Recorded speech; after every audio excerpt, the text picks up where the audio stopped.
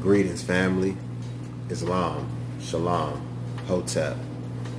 Once again, this is your brother Zach Bay, Indigenous American Moor, coming to you live in full effect. Thank you for joining me this evening. Forgive me if you can't hear my voice or if it's a little raspy, I'm a little bit under the weather. Please forgive me, bear with me. Like, subscribe, share, comment, or dislike. Just interact with the content. Alright, today's topic, Indian Wars. And America has been at war 93% of the time. Alright, let's jump into it. Since 1776, the U.S. has been at peace for a total of 21 years. In your search browser, all you have to do is search America has been at war 93% of the time. Trust me, the pages will pop up. You can see all these wars in details. I just want to give you a few names of the wars. They go by a few different names, for different reasons. But the mass majority of the first wars were all Indian wars fought over territory and land. Okay, starting with the Cherokee Wars, the Chickamauga Wars, the Barbary Wars, the Seminole Wars in Florida, the so-called anti-piracy wars, the Texas Indian Wars, the Navajo Wars, the Apache Wars, and numerous times the U.S. invaded Mexico. FYI, Mexico has taken a strong anti-slave stance in the past and often gave asylum to free people of color and ex-slaves or runaways, and also tribes fighting for their freedom against the U.S. The U.S. had a big problem in Mexico with this. Mexico always had a strong anti-slave stance, even as far as allowing some ex-slaves or indigenous aborigines to even enter the Mexican army and gain ranks such as generals and commanders. You can look these facts up. Very, very interesting. You can look up one such general, I believe his name was John Horse. You can check out his name. Just look him up. John Horse.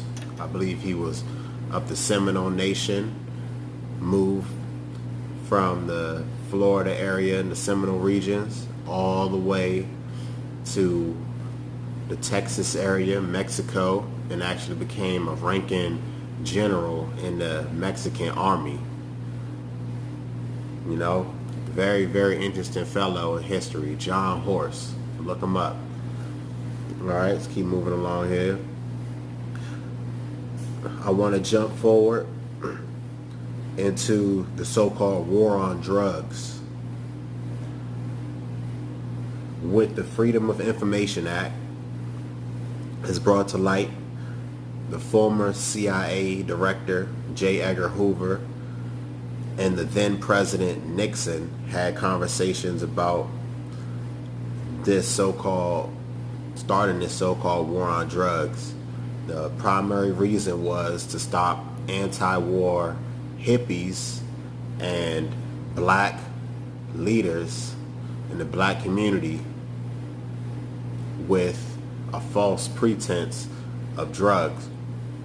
They use cannabis or marijuana on hippies to paint them in a negative light, and they used heroin for the so-called black community to paint them in a negative light.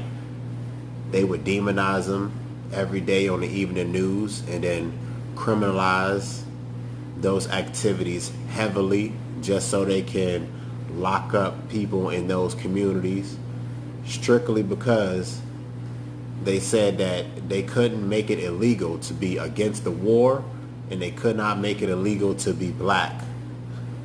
So that was their strategy, to use the war, this so-called war on drugs, to destroy those oppositions. You can look it up. Freedom of Information Act, J. Edgar Hoover, conversation with President Nixon. It's all public. You can check this stuff. All right. I just want to let everybody know that this so-called war on drugs is still being waged today. It's being waged physically, psychically, and spiritually. From police killings to confusion and distractions and misinformation from puppet leaders and systematic beliefs that many refuse to challenge. That's all for my video this evening. I want you guys to do the research, look up a few of the sites and a few of the topics I mentioned. You know, look it up. It's not that hard. Add it in the search bar. It's real easy. Look up this information. Read it for yourself. Don't take my word for it. Read it for yourself. It's out there. You just got connected to the future. You got to understand the past in order to see where the future is headed. All right, family?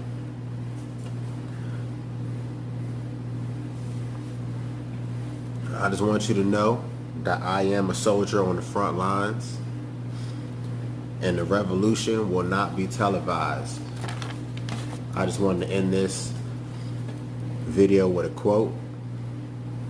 The stone that the builder refused shall be the head cornerstone. Shalom. Peace.